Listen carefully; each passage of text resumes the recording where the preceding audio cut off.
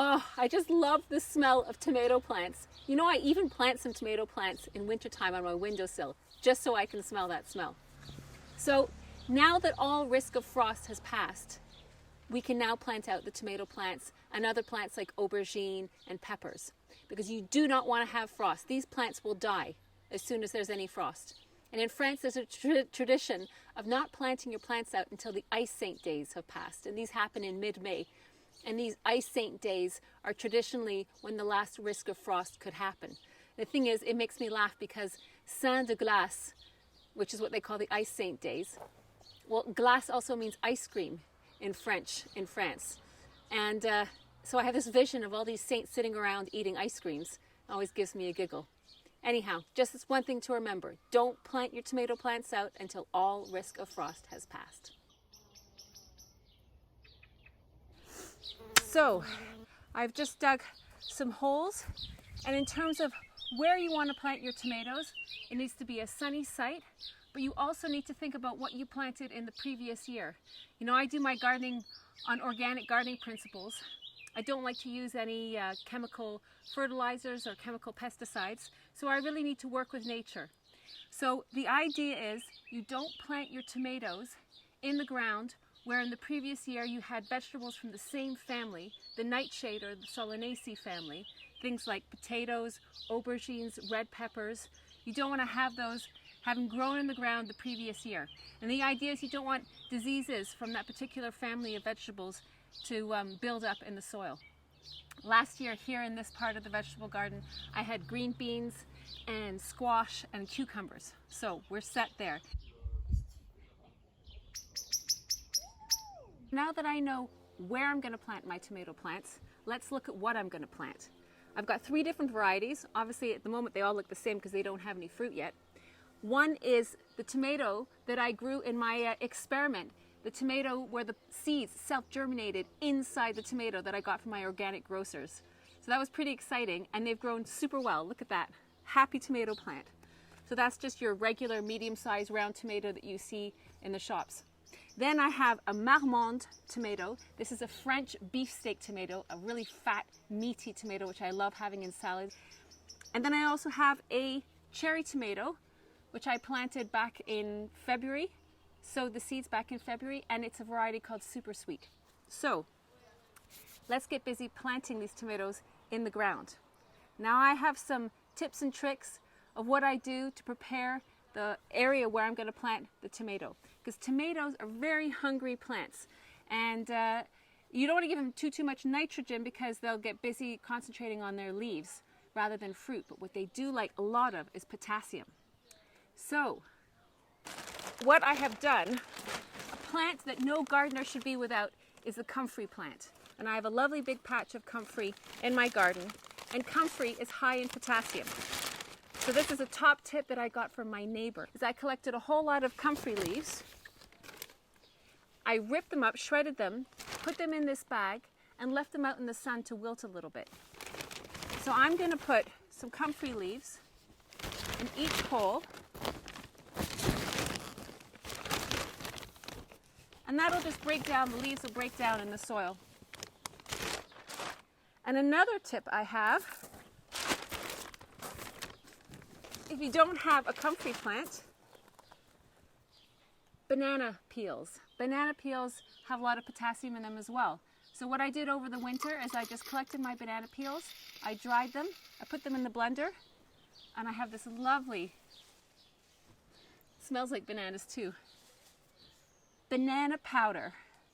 So I'm going to put some of that in. And something else I'm going to have are eggshells.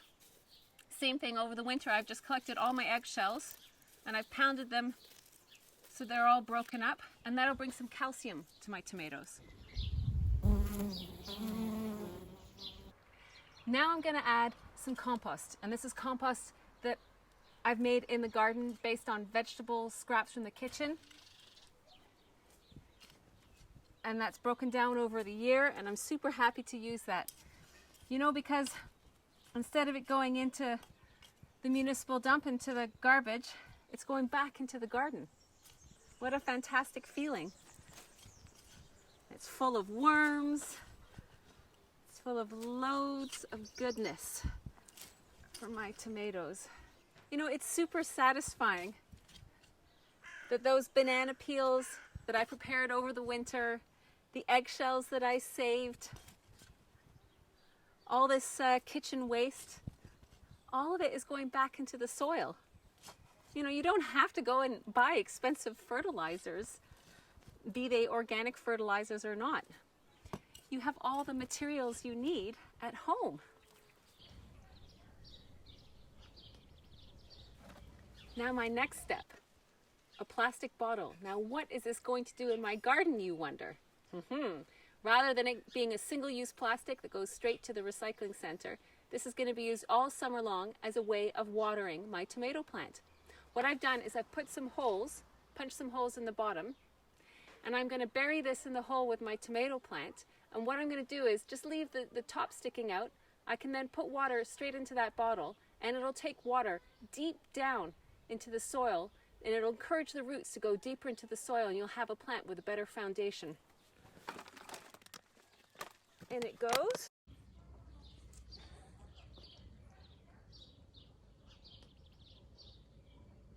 This is one of the tomatoes from my gardening experiment, where the seeds self-germinated in the tomato plant itself. And in it goes. I'm just going to add some water.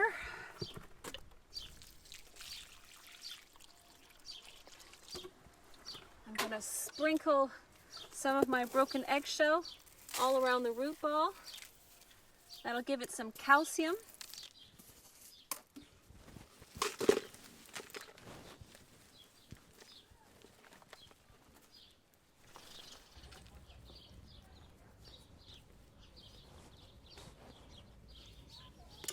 Okay, and then the next step is to add a stake.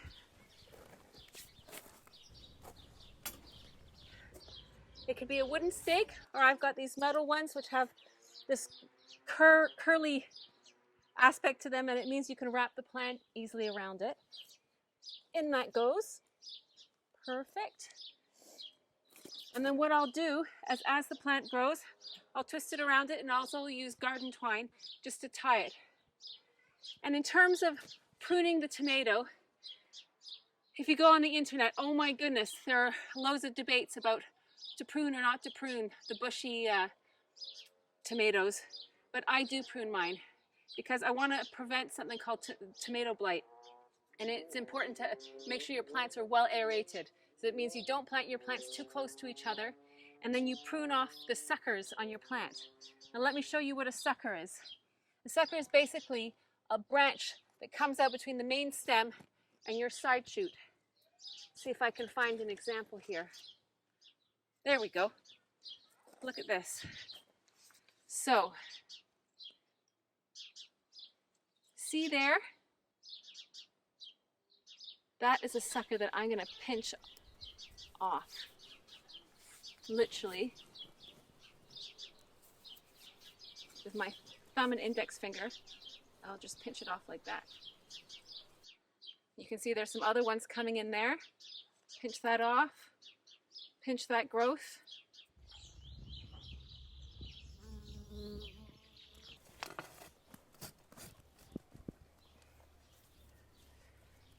And you just want to keep an eye on your tomato plants.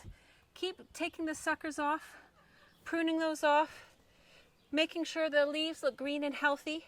If they start to go brown, that might be an indication that you have tomato blight. So that's something really to keep an eye on. In terms of watering, what I do is I water a lot at regular intervals. So I'll give it a really good deep water. The most important thing to know with watering is do not water on the leaves. You want to water right down at the base and not get any water on the leaves, because this will also encourage fungal disease, that moisture. I also recommend watering your tomatoes first thing in the morning, and that gives time for the water that might be around to evaporate before you get the hot scorching sun of the day, of midday. What else can I tell you about tomato planting? Aha, companion planting. This is one of the things I really like about organic gardening. There's all these tips and ideas of how to make sure your planting will succeed. I have here some basil, and I also have some French marigolds, and I have the celery plant. This is the famous celery plant that I've been growing for the past several months from a celery stalk. I got it to regrow, and it's looking just fantastic. Now, these are all plants that can be planted alongside your tomato plants. Apparently, the basil will help not only repel insects, but it also helps improve the flavor of the tomato. The French marigolds will also help repel insects. It has a very strong scent. You can also use pot marigolds, which I have in abundance in this vegetable garden because they self-seed. They're fantastic. And apparently, celery plants are a nice companion plant for tomatoes. So let's get busy putting some of those in the ground. One top tip when you're buying annuals is to choose the ones where there might be more than one plant. Look at that. There are actually 2 plants in there. 2 for the price of 1. As my dad would have said, such a deal. So I'm just going to tease those apart with my thumbs. There we go. 2 plants. And by planting this right next to the tomato plant, put some water in, I'm going to help repel bugs that might otherwise be interested in a tomato plant. Now I'm going to get this other one in quickly too, because we don't want to have the roots exposed to the hot, dry sun.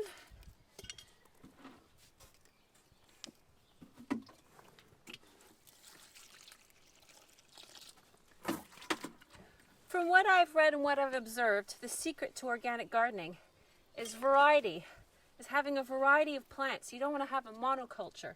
You want to have a mix of plants. You want to have aromatic herbs and flowers too in your vegetable garden. They all help each other. There are loads of mysteries of how nature works that we have yet to understand. But they do work together. It's no good having just one plant planted all by itself. It needs some companions. And I'm going to plant this celery right in the middle. It's going to get pretty big. I'm going to add some more garden compost just to give that celery also some nice organic material. Look at all the roots! Isn't that amazing? That is one happy celery plant. Give it a good water.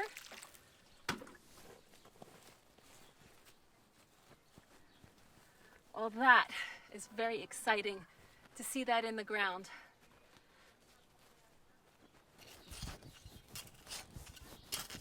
In goes basil.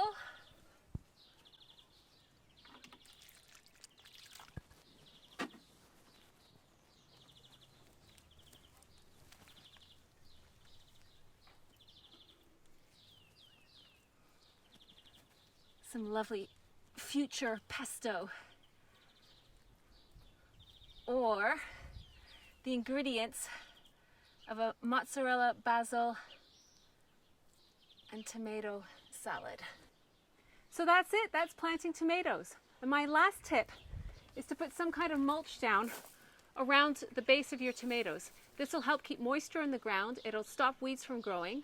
And also, if there are any spores of tomato blight which have traveled through the air and landed on the soil, when you water your plants, the spores won't splash back up onto your plants. It's another reason why you need to keep the leaves off of the soil. So these are just coconut husks, but you can also use hemp stalks that have been broken up. You can use mulched wood, although I wouldn't use fresh mulched wood on your vegetables. But there are all kinds of things that you can use as a mulch. So there you have it, planting tomatoes from Love Life with Gardening.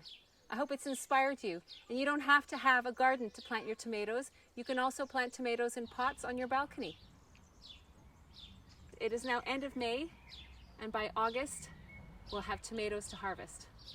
I can't wait.